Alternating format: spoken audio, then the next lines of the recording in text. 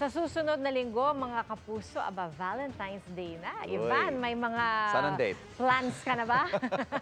Wala. Oo nga, no? Hindi ko na malaya. Next week na pala yun. May isang linggo ka pa para maghanda. Magplano. Ito, mga otoridad naman, sila po nagbabala sa publiko po ngayong Love Month na iwasang mahulog ang loob sa maling tao dahil baka love scammer pala yan. Naku naman, gaya na iniimbestigahang kaso ng babaeng Pranses na nawalan po ng milyong-milyong piso dahil na-fall kay Brad Pitt.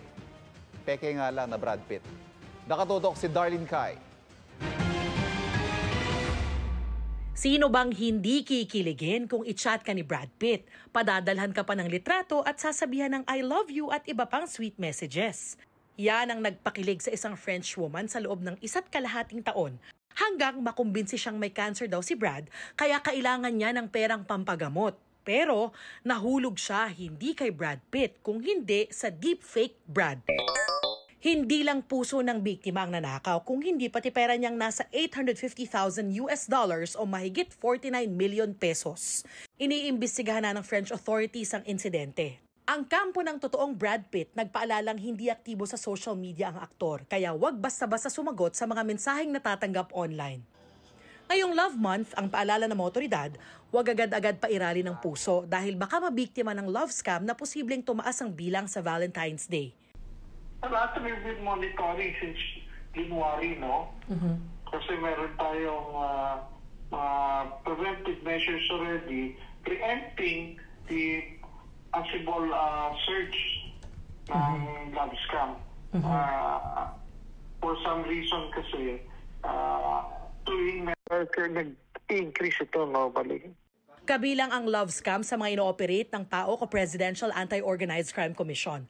Ang modus ng mga nahuli nila, pinaiibig ng scammer ang biktima bago kumbinsing mag-invest sa cryptocurrency. Pag meron na silang makitang profile na fit doon sa possible victim nila, ipapadala nila doon naman sa kanilang tinatawag na marketing group. Yun yung nag-hard sell. Nandoon na magpapakita sila ng mga models. Pag nakumbinsin nila mag-invest, yung Australiano, sa kanila bibitawan bigla. Nagbabala na kamakailan sa Australians ang Australian Federal Police laban sa love scam, pati ang Philippine authorities gaya ng NBI.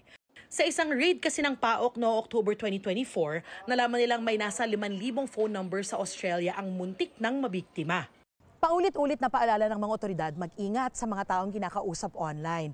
If it's too good to be true, it probably is. Ibig sabihin, kung ang isang bagay ay halos hindi ka panipaniwala, huwag kang maniniwala. At ang pinaka-importante sa lahat, huwag magsisend ng pera o anumang personal na impormasyon sa mga taong nakikilala lang online. Bukod sa investigasyon at pagtugis sa mga nagpapatakbo ng ganitong operasyon, plano rin ng CICC at ibang ahensya na tulungan ang publiko na matukoy ang deepfakes. We launched the program distributing specialized tools to partner agencies on detecting deepfake content. Magkakaroon tayong designated person of special interest who will help the public determine kung ang content na nakita nila is fictitious or not. Para sa GMA Integrated News, Darlene Kai, nakatutok 24 oras.